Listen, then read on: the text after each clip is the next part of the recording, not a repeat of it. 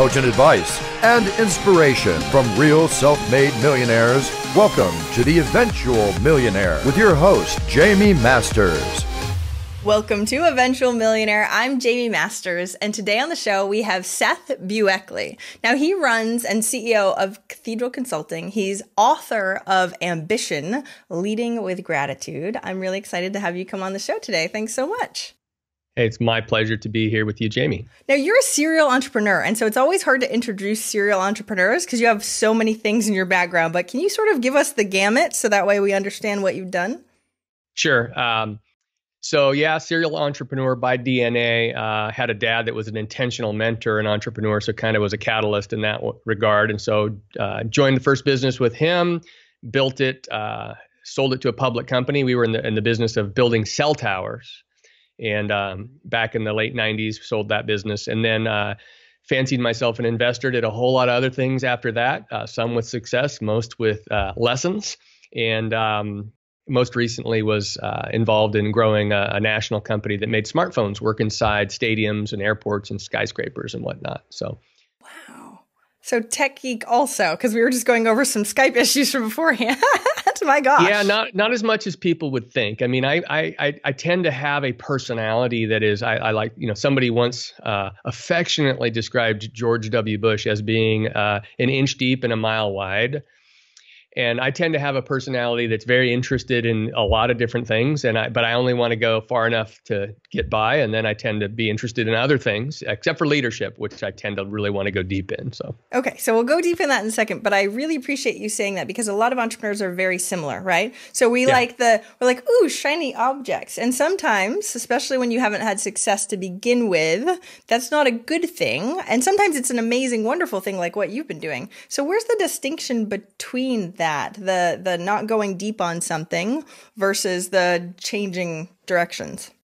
Well, I think we have to distinguish between preference and priority or necessity, meaning, and so I think one of these good examples might be to, if we're married, to kind of put ourselves in our spouse's shoes. Is, in my case, is my wife is like, hey, I'd kind of like a paycheck. I'd like a nest. I'd like these basic things covered. I appreciate that you have this never-ending quest for adventure and progress and all the things that define an entrepreneur.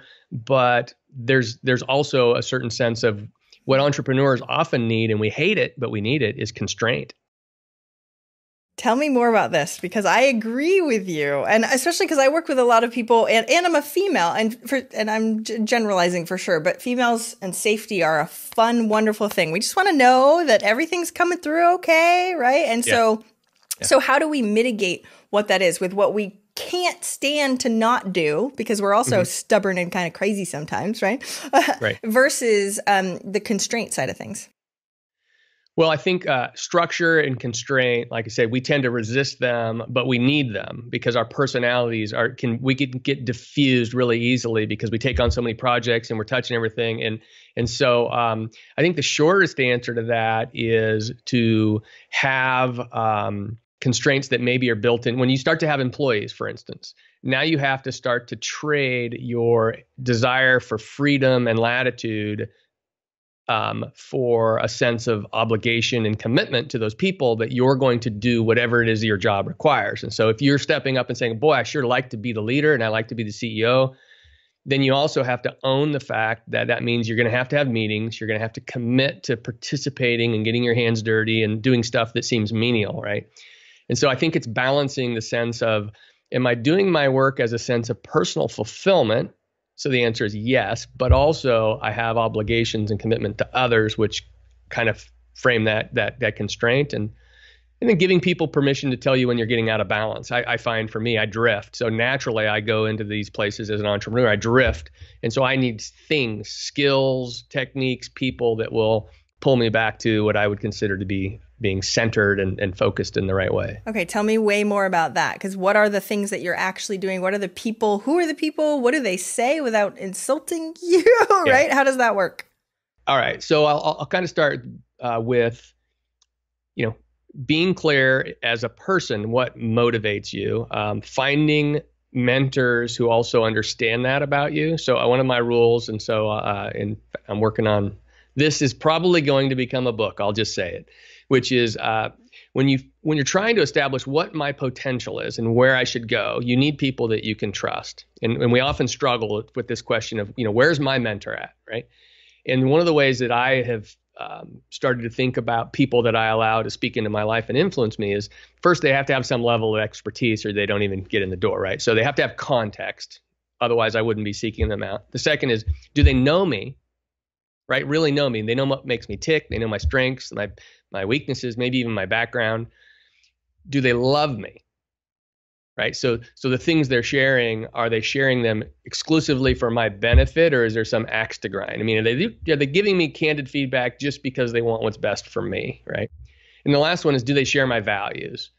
Because these are big decisions about business types, directions, sacrifice, commitment, and you want somebody who shares your values, weighing in on those kind of decisions if you're giving them permission to influence you. So we got to be very careful who we listen to, because these are, I won't call them life and death, but they're right up there with life and death decisions on how we're going to start which business. Is this the right time to start the business? Poking holes in our grandiose visions and expectations. One of the things that I talk and write about is as driven entrepreneurs, we get clocked by the same things over and over. One is, if we get what we want, we find we're often disillusioned when we get there, and the emotional reward we were expecting isn't there. So we have this sense of just letdown, because we got what we wanted and we didn't get the emotional feedback we expected. The second is, we don't get what we wanted and we're suffering this profound disappointment. So either way, as a driven, entrepreneur, I find we struggle. We get what we want, we struggle. We don't get what we want, we struggle. And learning how to process that is challenging.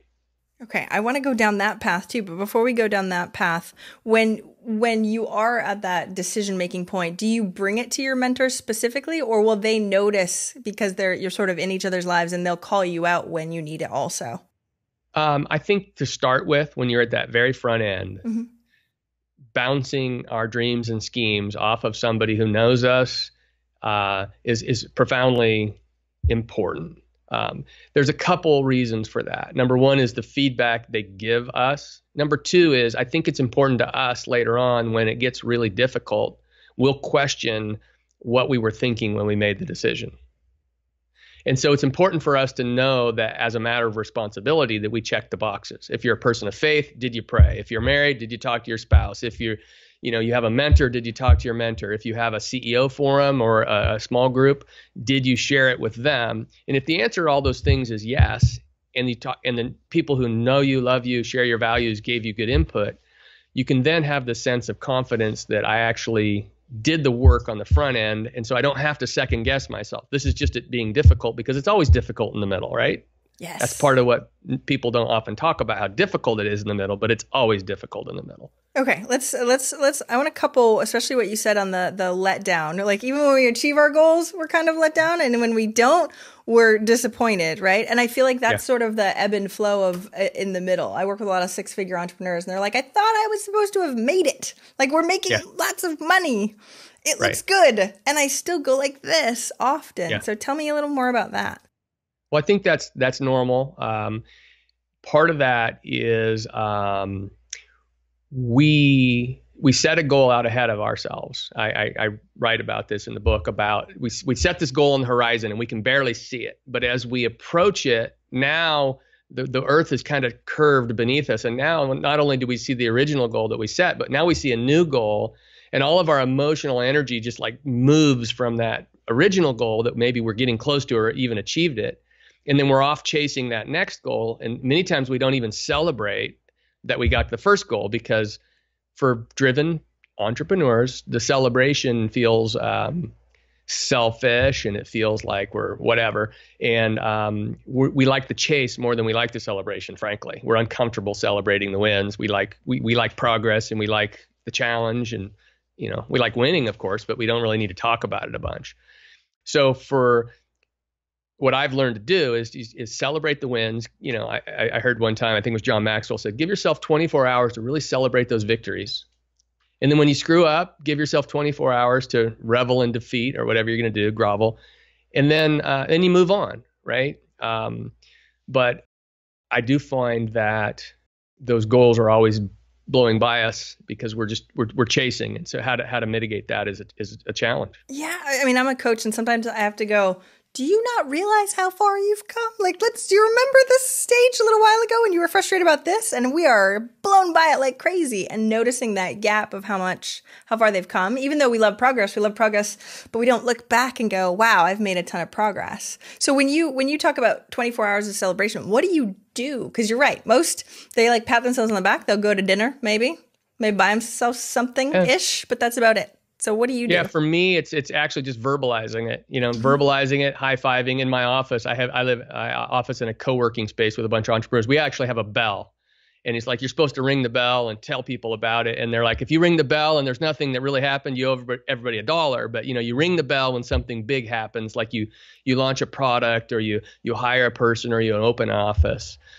So just little simple things like that kind of make it fun and maybe a little dorky, but it's okay to do that. Back to the other thing you were mentioning, Jaime, what I find is that many driven personality types, people who have to say, I'm a solopreneur, I'm an entrepreneur, we struggle to find the sense of satisfaction and contentment. Okay. And you kind of hinted at it. And part of it is we are so forward focused on that next challenge and that next opportunity that we don't actually stop and do self-reflection to say, all right, how far have I come? And then number two, what are the gifts and the good things that I have that I've already achieved, right? And here's the challenge is if we don't ever stop to value those things that we already have, then we don't actually protect them.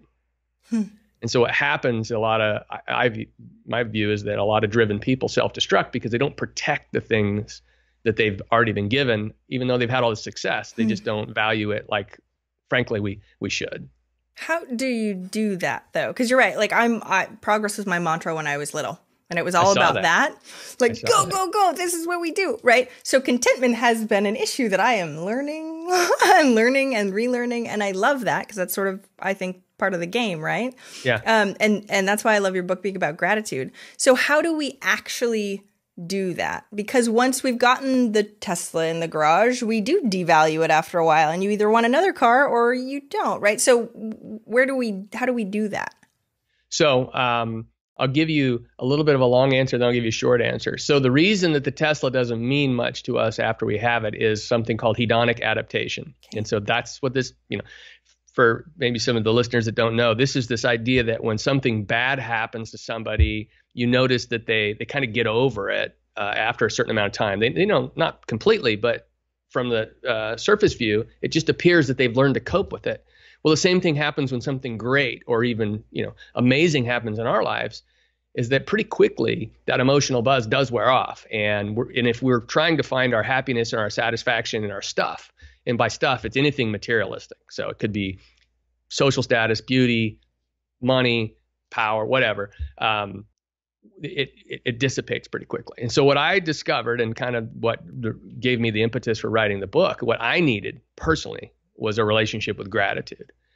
I had perceived gratitude as this fluffy rainbow unicorn kind of thing. And gratitude actually became a really, really powerful thing in my life when I would start to recognize that my natural bias was to be very anxious, very driven, very frustrated because I had all these things that I really, really wanted to do. And so even though I had accumulated these things and had a beautiful family and all these things, I didn't value that stuff like I should have. And I wasn't operating from this place of being fulfilled, and I wasn't recognizing what I had. And so what gratitude helped me do is balance out those emotions and then kind of shift from being driven around what I could do and what I could acquire or get done to saying, no, I'm actually motivated as a response to what I already have. So now I see, I have a platform. I have gifts. I have opportunities. I'm going to do my work out of this place of being grateful and a response to what I have, not out of this need for what's next or this need for progress even, right? It's more about moving from a place of gratitude in response to what I'm grateful for. Okay, so let's talk about the distinction between that too, because I tell my clients this all the time too, because I believe that anything we do is for the feeling that we're going to have what we're going to get after. And like what you said, as far as emotions go, we get the thing, it's gone. But that's the way life is, right? So then I've seen a lot of people go, well, we do gratitude journals. So I write my gratitudes every day. But it also seems like a quick hit of like, okay, great. Oh, I am grateful. And what you're talking about sounds a lot more intuitive or within you, not just writing your gratitude journal in the morning kind of thing. So how do you actually embody that? How can we look at opportunities instead of like, I'm missing out, to, oh my gosh, I'm so grateful that I've got them? All right. So I think I have a framework that I use called Leading with Gratitude framework. And I've just kind of codified this.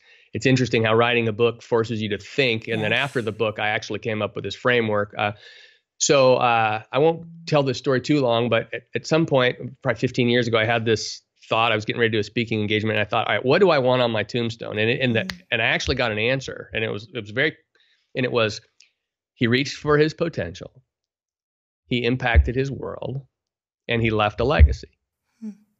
And I thought about that so much that I'm like, no, I actually really believe that. And then after that, I developed a relationship with gratitude. And so the power comes in merging those two things to say, all right, now that I understand that I don't have to strive, that there's this abundance of things coming my way, how am I going to take all this energy and this ambition I have and harness it in ways that are good and healthy? And so the framework I use is I invested in reaching for my potential, which means I'm always committed to learning and growing and stretching and getting people around me who can help me with that. And so it's really this investment in me, right? Then the next area is impacting my world. And this is the part that I spend more time living, which is to take an assessment and say, all right, where are the opportunities that I've been given to serve my clients, my family, my high school sweetheart, who's now my wife of 27 years, in my community, as a speaker, as an author. And so I actually view the interactions with those people. I remind myself that all of this impact and reaching, instead of trying to reach those people, which a lot of people, especially with social media, we can get ourselves into this world that we're reaching these people that we don't even actually know who they are. All at the same time, we're actually stepping over the people that we're in contact with every day. Yeah. And so for me, I like to draw this distinction between serving these people right here rather than trying to reach those people that are out there, right? These versus those. And then the last one is, in part of this framework is, all right, now I do want to leave a legacy. We all do. What does that look like? And for me, it's about a legacy of values. So how am I really codifying what I believe? How am I recording it and exchanging it in a tangible way? And so this podcast for me, one of the ways I would say is, well, why are you doing a podcast? Well, so people can get to know about my book and my company, yes, but also because I want to leave a legacy of values. And so this gives me an opportunity to articulate the things that I've learned because it will help others. And I may never know them, but I can still feel some satisfaction that I've made effort in an area that I think is important to me. And so back to your issue of progress, I did some studying on what makes us happy. And there's a great book called The Happiness Pie about what comprises the influences that make us happy. And it turned out about 40% of what makes us happy is intentional activity. Ooh, I like that. Okay. Yeah. And so for me, it's making progress in areas that we think are important, right? So quick highlight, 50% of what influences our happiness was our DNA, according to the research. 10% was our circumstances, and a full 40% was this intentional activity in areas we think is important. So that's a big chunk that we can swing one way or the other quite easily. Because we can't change our DNA, and changing our circumstances is a small percentage, and that's difficult sometimes, right? Sometimes we're in a little period where we're stuck. Right? Thank goodness it's only 10%. Awesome. Right. So because that's not original research, I'll share it. The lady's name is Sonia Lubomirsky, and I think the book is called The Happiness Pie, and the research is in there. She's got her undergrad from Harvard, PhD from Stanford, so she's a pretty sharp woman. That's amazing. So how do we do that as far as being more intentional with what we're trying to do? So are you saying an intention focus could be, this is my goal and I'm going after it, and I feel good that I'm achieving it though too, because I feel like that is also quite an intentional activity that we're moving forward on also, right? Yeah, I mean, I think having a framework to say what are the basic areas that I want to be spending energy in, and does it fit, right? So maybe looking at our activity and saying, if it doesn't fit what I truly think is important, and I'm noticing that it's emotionally draining and all that, cut it out, right? And then as we take on new things, ask ourselves, does this fit with what I say is important to me? Does it line up with my values? Okay, I was just right? going to ask you about values. So how did you determine your values specifically? Well, my values, I'm a person of faith. And so I believe that, the Bible is inspired truth. And so what I look for is synergy between all that I love about personal development and all that I love about business. And I kind of frame that in this theme that, all truth is God's truth. And so there should be synergy with biblical truth in business for me. In fact, I bought Cathedral Consulting this year because the founder had died in a plane crash. Wow. And he was a very intentional mentor to me as well. And but he had this framework, which was, in God's world, business done right is a blessing. And so for me, there's three parts of that. First is in God's world, which implies that he's over all of things, including business. Business done right speaks to the excellence of the science of business, that there are real sciences and technical details around business which can be understood and applied. And then the last part is that business should be a blessing. So there's a difference between hard business and good business. Business can be a blessing. And there are going to be hard seasons, but even in the hard seasons, you realize it's okay. It's normal. Like you said earlier, it's part of life, right? And that ultimately, as we create value and we become eventual millionaires, it's like, now what? That can't be the end. Yep. That's actually probably just the beginning. And frankly, it is, because as you get some wealth and you learn to see that wealth is not, number one, is not going to satisfy the emotional things that or needs that we have in itself. It certainly gives you freedom, but freedom isn't always a great thing for some people, right? I found when I was young and late 20s and I had multiple millions, frankly, it wasn't a very good thing for my character at that point, right? And I had to learn those lessons. So do you have your values like written? Because as a human and you're evolving in general, right? Especially as a business owner, because personally, I think business owners are, out of everybody, pushed to personal growth because you're faced with all of these issues that we have to sort of get through, right? So as you evolve anyway, the values start to come out. But do you have them like written down somewhere? Do you have, besides company values, but your own personal values? Is it like a thing that you just know and abide by, or is it just sort of within you? A little of both. So I wouldn't say it's as formalized as it could be. The first is, like I say, I do view scripture as truth. And so it's kind of like truth is what God says. And so I always hold that as, all right, if I'm feeling one way, that's great, but let's get back to truth. And I use that to center. The other is I do use the framework of reach for my potential, impact my world, leave a legacy. Those are like, but that's kind of telling me which direction to go. Yeah. If somebody were to say, give me a couple words that you really value, the words that would come to mind, progress is also one that I share with you. Authenticity is another one that I feel strongly about. And as I get to share my story and I see the people that are having the most impact, in fact, I just came from a meeting with a great mentor here in the Pacific Northwest, and he talked about sharing his uglies.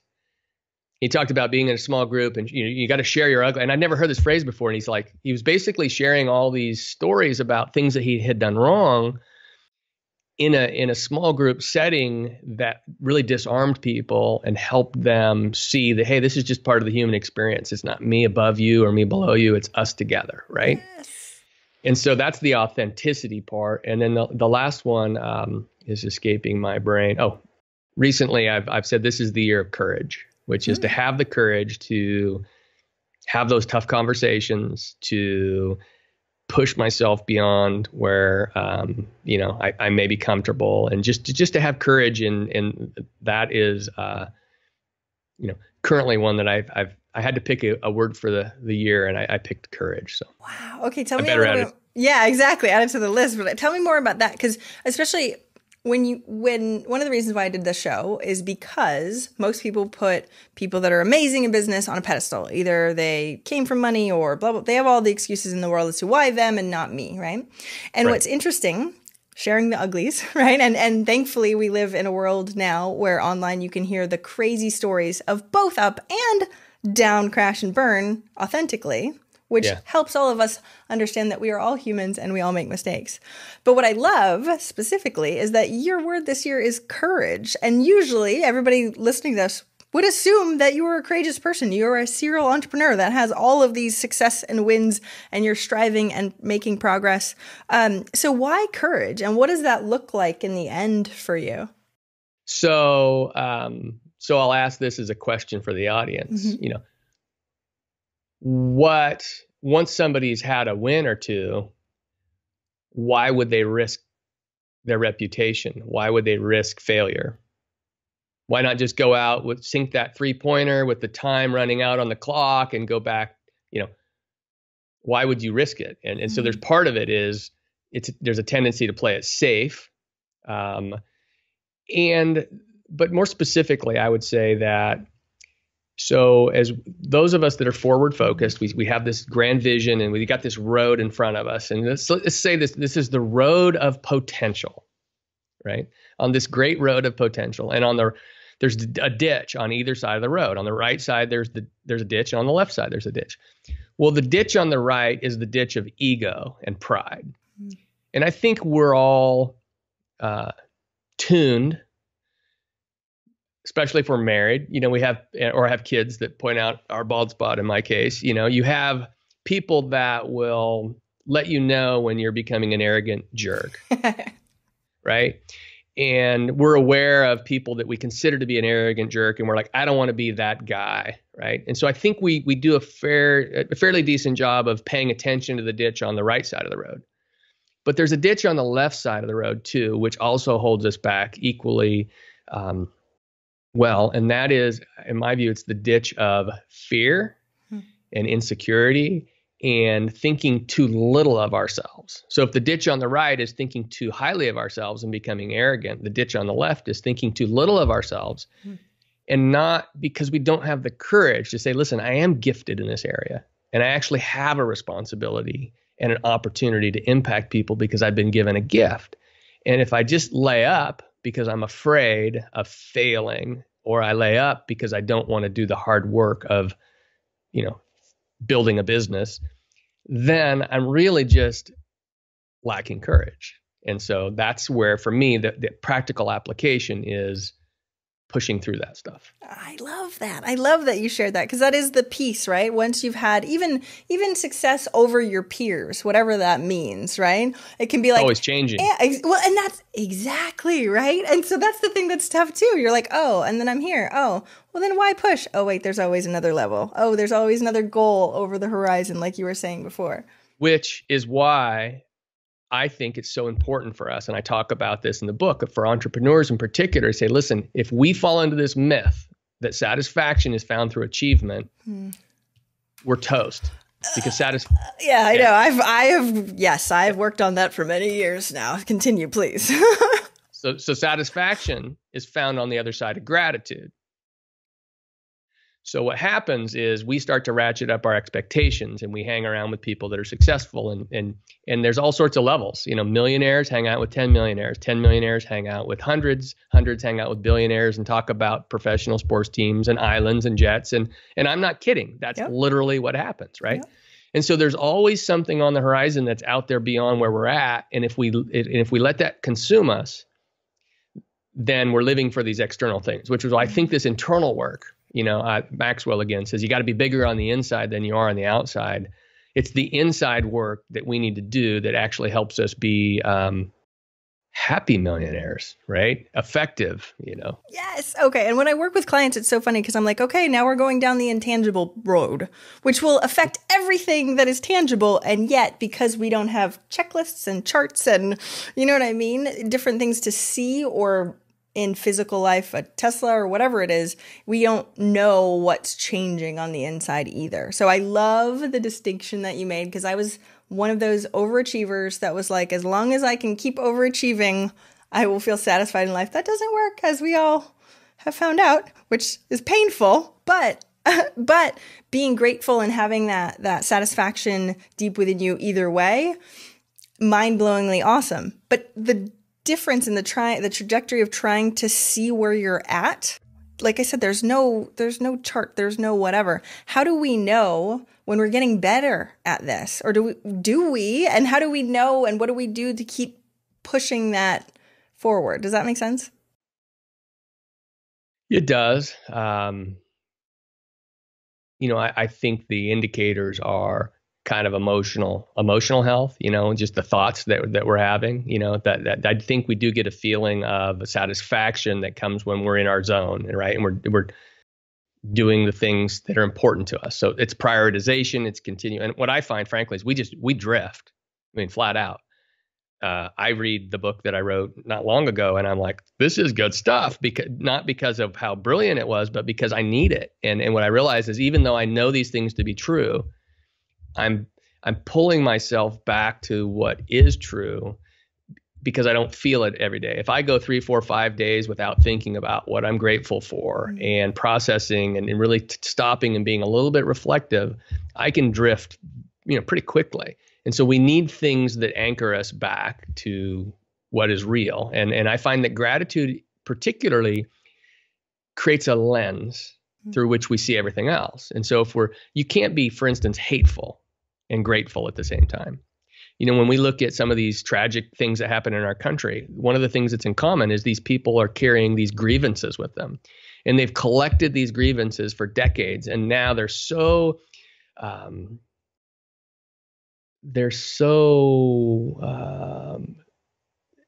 poisoned by these grievances that they've carried that now anything they do is justified because they have so much quote unquote pain.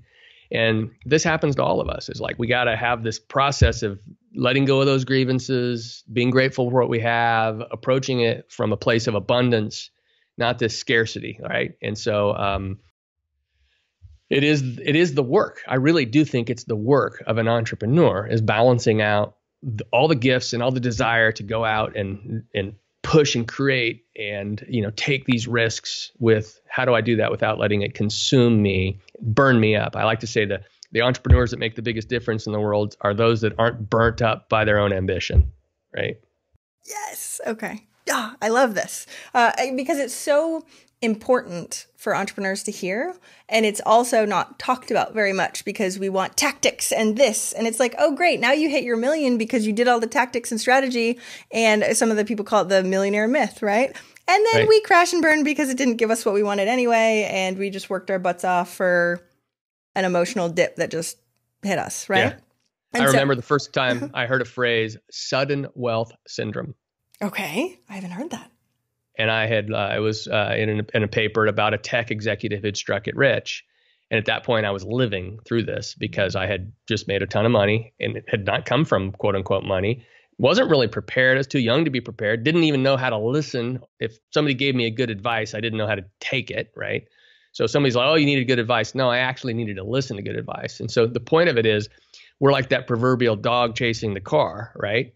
We have no idea what would actually happen if we grab a hold of the tire. And that's what happens to people who actually do make it over that hump. Many of us, and it's actually not something that people can detect from the outside, but there's the process. And somebody wrote an article or a book on the sudden wealth syndrome that talks about, it's really around your identity. Because when you actually break through and you have the wealth, and that's what you've been chasing all this time, you're not sure what to do next.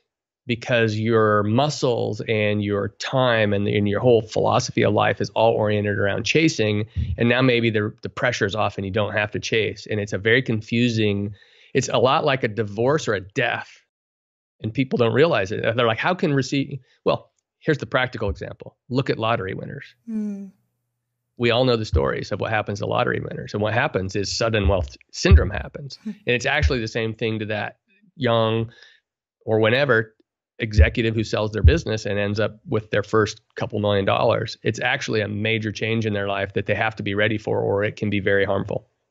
See, what I love is even if the people listening don't have that crazy nutso wealth, you can still work on this stuff now. So when you do make your first million, it isn't a downhill after that, right? So this is the stuff that when you go through failures, this is the learning. These are the turnarounds. This is all practice, right? This is the work. This is exactly what you said. And we sometimes discount that. I loved how you said you have lessons, lots of lessons learned, right? And we've heard that 1,000 times. There's not any failures. There's only learning, right? And it's become a bit of a shtick nowadays, but it's the work. So we can't be bad about the downsides because you're learning so much and pushing through anyway. And there's always ups and downs. And if we can get past that and in our own mind, no matter how intangible it is, right? The work that we're working on, that makes our entire life better, which makes our children better also, which, you know what I mean? And that stuff to me is what leaves the legacy. Besides the money that you leave your kids or whatever, but the who they are and the fact that they can go be grateful.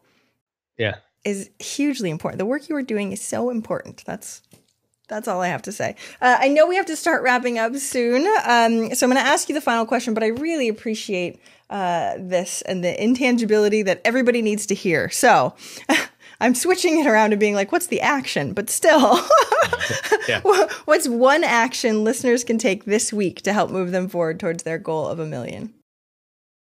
All right. Take an assessment of what they truly think their gifts are. And by gifts, it's something that you are significantly better at than most people around you, right? And ask themselves the question of, are they reaching for their potential? Are they growing in those areas? Ooh, I love so that. It's a gift assessment first, and then it's like, am I growing?